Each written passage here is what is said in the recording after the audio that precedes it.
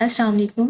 ENG 101 mid term preparation, ये file जो है वो मैंने पास्ट पेपर में से जो रिसेंटली 2024 के पास्ट पेपर हैं, मोस्ट इम्पॉर्टेंट फ़ाइल पिक की है ताकि मैं आपको एग्ज़ाम की प्रिपरेशन करवा सकूं। और चांसेस है कि इसी फ़ाइल में से काफ़ी सारे पेपर आपके पेपर में MCQs रिपीट हो जाएँ। अगर नहीं भी होते तो आई एम श्योर कि इस जैसे MCQs ही आपके पेपर में आएँगे, क्योंकि जितने भी यहाँ पे हैं basic concept like prefix, suffix हो गया, ग्रामर के रूल्स हो गए, और पार्ट्स ऑफ स्पीचेज़ हो गए, टेंसेज़ हो गए, और उसके बाद सिनोनिम, एंटोनियम्स वगैरह। तो ये सारे जो कॉन्सेप्ट हैं ना वो इसी फाइल में इंशाल्लाह आज हम क्लियर करेंगे, और आई एम श्योर कि आपको इससे ज़रूर हेल्प होगी। तो चलिए हम अपनी प्रिपरेशन शुरू करते हैं। फर्स्ट MCQ है, a suffix is added to the dash. अब देखिए सफिक्स जो होता है ना, इसको उर्दू में बोलते हैं लाहके। ठीक है, साहब के लाहके पढ़े होंगे ना आपने। तो जब भी किसी वर्ड के लास्ट में हम एडिशनल यूज़ कर देते हैं ना, उसके एंड में, तो उसको बोलते हैं सफिक्स। जैसे रीड एबल, एबल मैंने लास्ट में यूज़ किया ना, तो वो उसको बोलेंगे सफिक्स। अब यहाँ पे जो हमें अगर प्रीफिक्स होता तो हम लगा देते कि beginning of the root word. Root word मतलब ये बेसिक जो वर्ड है हमारे पास। और अगर क्योंकि सफिक्स पूछा है तो इस वजह से हम कहेंगे कि end of the root word, ये हमारे पास ऑप्शन ठीक है।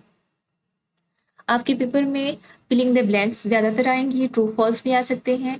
बाज़ दफ़ा सब्जेक्टिव में डेफिनेशंस और कॉलम्स भी आ जाते हैं। तो आपने बेसिक होता है वैसे, जो कि हमने ग्रामर में पहले से पढ़ा होता है, तकरीबन वही चीज़ें होती हैं, लेकिन क्योंकि हम भूल जाते हैं इस वजह से पेपर में मिस्टेक कर देते हैं। और नेक्स्ट MCQ है, above the ground swimming pool have the dash flexibility of the being able to move from the one. अब देखिए यहाँ पे बेसिकली जो स्विमिंग पूल है ना, उसकी दो प्रॉपर्टीज और दो एडवांटेजेस को जाहिर कर रहे हैं कि एक तो वो फ्लेक्सिबिलिटी है उसके अंदर, being able to move from one place to other, और दूसरी उसके अंदर एफिशिएंसी है using the less water than the standard ground pools. तो जब भी इस तरह की सिचुएशन अकर होती है ना, तो हम यहाँ पे कंजक्शन पेयर को यूज़ करते हैं, उन दोनों की जो खसूसियात हैं उसको रिलेट करने के लिए, दो प्रॉपर्टीज़ को आपस में रिलेट करने के लिए। तो जो गिवन ऑप्शंस हैं वो है दैट है, ऑल है और नॉट ओनली है। तो और एडिशन भी है। तो नॉट ओनली यहाँ पे ज़्यादा सूटेबल है। अब अगर आप इसको नॉट ओनली को दोबारा से इसके अंदर फिट करें, तो पढ़ के देखें तो आपको ये ज़्यादा सूटेबल लगेगा। ठीक है, तो ये इसका ठीक ऑप्शन है। वैसे मैंने GPT AI सोर्स को यूज़ करके सभी MCQs को कंफर्म भी किया है, क्योंकि इस फाइल में एक दो MCQs पे मुझे डाउट है, वो मैं आपको अभी इंशाल्लाह क्लियर कर दूंगी। तो ये अभी देखें वही चीज़ लिखी हुई है जो मैंने अभी आपको बता दी है। नेक्स्ट देखिए, choose the best synonym of the given word. अब देखिए सबसे पहले तो आपको उस वर्ड का मीनिंग आना चाहिए। जब आप सिनोनिम वैसे बोलते हैं, मोस्ट सिमिलर वर्ड को बोलते हैं, और एंटोनियम होता है उसका अपोजिट। तो अब कन्वर्स जो होता है ना, ये इमर्ज होता है लफ्ज कन्वर्सेशन से। ठीक है, अब कन्वर्सेशन का वैसे मतलब क्या होता है, टू टॉक समवन। तो इस वजह से जो ऑप्शन हमारे पास गिवन है, अब वो उसमें स्लीप भी है, लव भी है, फ्रोन भी है। तो आपने देखा होगा ये तीनों इरेलीवेंट है, टोटली इरेलीवेंट है। आप आराम से डिसाइड कर सकते हैं कि टॉक जो है ना वो ज़्यादा कन्वर्सेशन के क्लोज है। तो टॉक यहाँ पे है बिल्कुल ठीक ऑप्शन। नेक्स्ट है, choose the correct suffix given below to complete the gap. अब जो सेंटेंस आपको गिवन है उसके अंदर आपने सफिक्स जो वर्ड है उसका सफिक्स फाइंड आउट करना है। If I could not understand the reason of his sadness. आपने देखा कि हमने सफिक्स निकालना है और वर्ड को देखा कि सैड है और जल्दी से आप लगा लेंगे सैडली बनेगा, ऐसा नहीं करना। आपने कंप्लीट सेंटेंस को पढ़ना है, उसके मुताबिक जो सूटेबल है वही लगाना है। अब मेंट तो नहीं हो सकता क्योंकि इंजॉयमेंट होगा, जैसे उस तरीके से हम लगाएंगे। अब सैडनेस हो सकता है, सैडेबल भी नहीं हो सकता, सैडली भी नहीं करेंगे, क्योंकि सेंटेंस के अकॉर्डिंग जो सैडनेस है ना वो ज़्यादा बेहतर है। इस वजह से नेस जो है इसका ठीक ऑप्शन है। नेक्स्ट देखिए, form the negative sentence of the simple past in the simple past. We we the game lose. अब इसको हमने अरेंज खुद करना है और हमने बनाना है कौन सा टेंस, नेगेटिव वी और सिंपल पास्ट के अंदर। ऑप्शंस आपको गिवन है, we do not lose the game, और दूसरा है कि we do not lose the game. आपको फाइल में बताया हो कि दोनों करेक्ट हैं, मैं कहती हूँ कि दोनों करेक्ट नहीं है, क्योंकि बी ऑप्शन ज़्यादा सूटेबल है। क्योंकि पास्ट, सिंपल पास्ट के अंदर जब भी हम नेगेटिव बनाते हैं, तब हम जो सेकंड फॉर्म होती है उसको फर्स्ट फॉर्म में पहले कन्वर्ट कर देती हैं और उसके बाद डिड नॉट का यूज़ करते हैं। जो डू नॉट है, डज नॉट है, वो हम प्रेजेंट इंडेफिनिट के अंदर यूज़ करते हैं। इस वजह से मेरे हिसाब से बी ऑप्शन ठीक है, और GPT ने भी मुझे यही बताया कि इसका जो ऑप्शन बी है ना वो ज़्यादा ठीक है। कि देखो आपको मेरी चैट भी वैसे नज़र आ रही होगी कि मैंने सभी को कंफर्म किया हुआ है यहाँ पे। तो ये देखिए यहाँ पे है कि we did not lose the game, ये ज़्यादा बेहतर है और ये करेक्ट ऑप्शन है। ये इनकरेक्ट है क्योंकि ये प्रेजेंट टेंस है, पास्ट नहीं है। ये जो हमारे पास वी डू नॉट है ना, ये प्रेजेंट है, पास्ट नहीं है। नेक्स्ट देखिए, which of the following transitional words phrases is use to show the effect. अब इफेक्ट को शो करवाने के लिए कौन से ट्रांजिशनल वर्ड्स या फ्रेज हम यूज करते हैं। ऑप्शंस गिवन है as a result, because, since या ड्यू टू। तो ये जो हमारे पास एज अ रिजल्ट है ना, ये ठीक ऑप्शन है। और इसकी मैं रीज़न ना आपको एक एग्जाम्पल से समझाती हूँ कैसे। ये देखो जैसे एग्जाम्पल हमारे पास है, he did not study, as a result he failed in the exam. अब ये क्या एज अ रिजल्ट क्या शो करवा रहा है, एक इफेक्ट को, नॉट स्टडिंग का, ना पढ़ने का ये जो इफेक्ट होगा ना, तो एज अ रिजल्ट हम कह सकते हैं। तो इस वजह से ये ऑप्शन ठीक है। जो बिकॉज, सिंस और ड्यू टू जो ऑप्शन है ना, बाकी शो द कॉज, ये कॉज वजह तो जाहिर कर रहे हैं लेकिन इफेक्ट को जाहिर नहीं कर रहे। इस वजह से हमारे पास एज अ रिजल्ट जो है ना, वो ज़्यादा बेहतर और सूटेबल ऑप्शन था। In the word inappropriate the stem word is. अब देखो मैंने पता नहीं स्टार्ट में आपको बताया कि स्टेम वर्ड क्या है या नहीं। देखो जो हमारे पास ये जो बेसिक वर्ड होता है ना, ये सेंटर में अप्रोप्रिएट, इसको बोलते हैं स्टेम वर्ड। ठीक है। और ये जो स्टार्ट में है इन, ये तो हमारे पास हो गया प्रीफिक्स, और नेक्स्ट जो है हमारे पास ये हो गया सफिक्स। अब उन्होंने पूछा कि स्टेम वर्ड क्या है, तो जो बेसिक वर्ड होता है ना, जिसको रूट वर्ड भी बोलते हैं, वो हमारे पास स्टेम वर्ड कहलाता है। इस वजह से अप्रोप्रिएटली हमारे पास जो है ना, अप्रोप्रिएट जो है ना, वो ठीक ऑप्शन है। ली नहीं कर सकते क्योंकि उसके अंदर भी फिर वो उन्होंने ऐड किया हुआ है सफिक्स को। तो अप्रोप्रिएट जो है ना, वो ठीक ऑप्शन है। मैं चेक कर लूँ रीजन। हाँ ये देखो, यही चीज़ है जो मैंने बताई है। Complete the sentence by selecting the correct option. Quite often Fahad's phone ring dash a meeting. तो यहाँ पे क्या हम लगाएंगे, ड्यूरिंग, वाइल। तो इन्होंने बताया कि फाइल ने ड्यूरिंग, और ड्यूरिंग इसका ठीक ऑप्शन है। इसकी रीज़न देखते हैं क्यों। अगर वाइल कब लगाना होता है और ड्यूरिंग कब लगाना होता है, ये चीज़ हम चेक कर लेते हैं।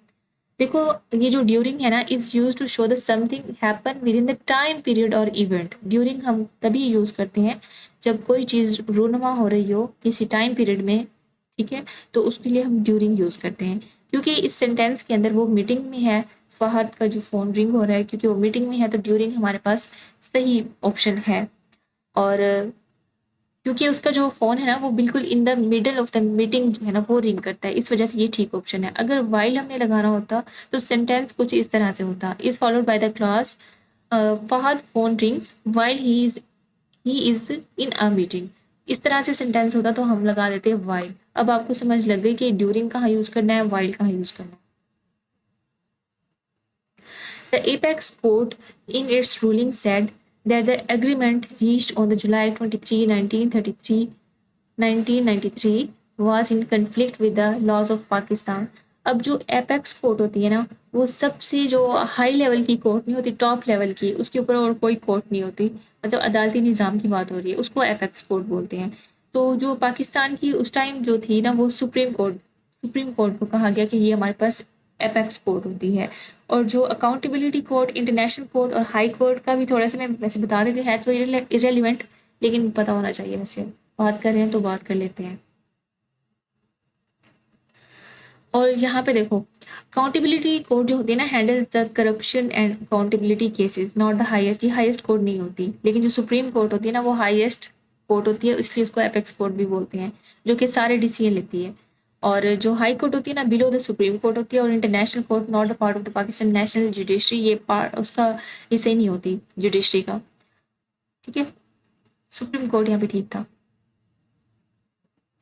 Filling the blank with the most suitable phrasal verb के साथ हमें इसको फिल करना है। The computer has brought dash more changes in my life than any other inventions. तो ब्रॉट अबाउट यहाँ पे यूज़ करेंगे, ब्रॉट अप नहीं कहेंगे, ब्रॉट अप भी नहीं है, डाउन भी नहीं है। अब अबाउट के बारे में हम थोड़ा सा डिटेल देखते हैं कि क्यों हमने ब्रॉट अबाउट को यूज़ किया। इसका मतलब होता है to cause a result in something, specially change. जब हम किसी चेंज की बात कर रहे हो ना, या मतलब किसी काज को या रिजल्ट को शो करवाने के लिए, तो ब्रिंग अबाउट को हम यूज़ करते हैं। इस वजह से ये ठीक है। ब्रिंग डाउन टू रिड्यूस और लोअर इसलिए यूज होता है, और ब्रिंग अप होता है टू मेंशन और रेस, और ब्रिंग ऑफ होता है to succeed in the doing something difficult. इस वजह से क्योंकि चेंज की बात हुई है तो हमने ब्रिंग अबाउट यूज किया। नेक्स्ट फिलिंग द ब्लैंक है, if you are coming tonight could you bring the dash some CDs.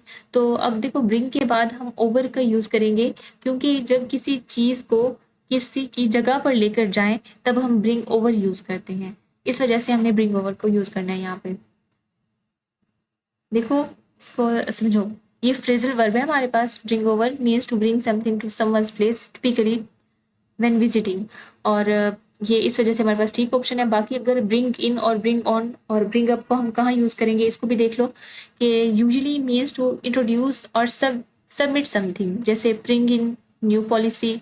मतलब इस तरह की जब वो हमारे पास सेंटेंस होगा ना तब हम ब्रिंग इन यूज़ करेंगे। और bring on means to cause something, मतलब stress can bring on illness. और ब्रिंग अप का मतलब मीनिंग मीन्स टू मेंशन और रेज अ टॉपिक। ठीक है, अब आपको समझ लग गई कि क्यों हमने ब्रिंग ओवर लगाया और बाकी ऑप्शन हम कब लगाएंगे। नेक्स्ट वन है, dash the test was very difficult all the students got 100%। अब जो ऑप्शंस हैं यहाँ पे बट तो नहीं आ सकता ना, but the test was difficult, that's why the test was difficult भी नहीं हो सकता, because the test was difficult although कर सकते हैं, अगरचे टेस्ट मुश्किल था लेकिन फिर भी स्टूडेंट्स ने जो है ना 100% गॉट किया, तो इसलिए हम ऑल दो इसको यूज़ करेंगे, स्ट्रेट फॉरवर्ड है। नेक्स्ट चलते हैं, identify the proper noun in the given sentence. पहले तो प्रॉपर नाउन का पता हो, उससे पहले नाउन का पता हो। पता तो वैसे आपको पहले से होगा लेकिन फिर भी मैं बता देती हूँ। The name of person place और थिंग इज कॉल्ड नाउन, और प्रॉपर नाउन के लिए हम किसी proper name of person place और थिंग, और उसको हम कैपिटल लेटर से भी रिप्रेजेंट करते हैं प्रॉपर नाउन को। और कॉमन नाउन जो होते हैं वो कॉमन ही होते हैं और उसको हम कैपिटल लेटर से रिप्रेजेंट नहीं करते, स्टार्ट नहीं करते। तो अब हमने जो ऑप्शंस गिवन है, जैसे Karachi is a big city, तो ऑप्शन के अंदर हम कराची हमारे पास है, इज़ है, सिटी है, बिग है, तो कराची जो है ना वो प्रॉपर नाउन है। बेसिक था, बहुत बेसिक था ये। Choose the one alternative from the options which can substitute for the given statement. The part of the government which is concerned with the making of the rules. तो options आपके पास है tribunal, court, बार या legislature. तो legislature इसको पढ़ते हैं, sorry मैंने गलत से प्रोनाउंस कर दिया पहले। लेजिस्लेचर जो है ना इसका ठीक ऑप्शन है। अब ये होता क्या है, अब मैं इसको उर्दू में इसका मीनिंग बताती हूँ आपको। जैसे कानून साज असेंबली को बोलते हैं लेजिस्लेचर। तो अब जो हमारे पास सेंटेंस गिवन है यहाँ पे, the part of government which is concern with making the rules, तो अब वो उससे मैच कर रहा है ना उस मीनिंग से, तो इस वजह से हमारे पास लेजिस्लेचर जो है ना वो ठीक है। ट्राइब्यूनल, कोर्ट और बार ये अलग चीज़ें हैं, इसको मैं बता देती हूँ आपको अगर ऑप्शन आ जाए तो।